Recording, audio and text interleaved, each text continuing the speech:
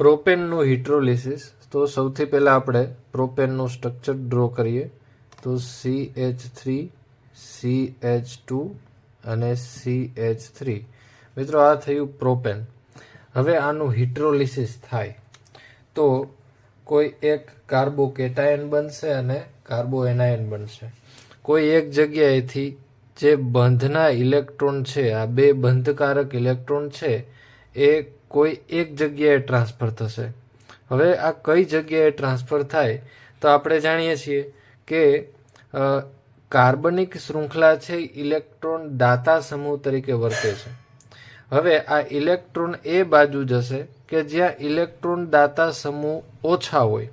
તો આ બાજુ તો ઇલેક્ટ્રોન દાતા સમૂહ છે એ વધારે છે અને આ બાજુ ખાલી એક જ કાર્બન છે.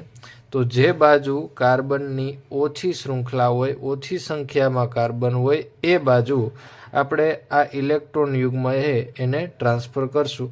તો આ બંને ઇલેક્ટ્રોન યુગ્મ આવશે કાર્બન ઉપર અને આ બોન્ડ છે એ બ્રેક થશે અને આમાંથી આપણને બે જુદી જુદી નિપજ મળશે. એક છે CH3 CH2. હવે CH3 CH2 તો આ કાર્બન ઉપર કયો ચાર્જ આવશે તો કે આ કાર્બન છે ઇલેક્ટ્રોન ગુમાવે છે એટલે એની ઉપર આવશે પ્લસ ચાર્જ. અને બીજી નિપજ મળશે CH3 માઇનસ કે જે ઇલેક્ટ્રોન મેળવે છે. તો આ બે પ્રકારની આપણને નિપજ મળશે.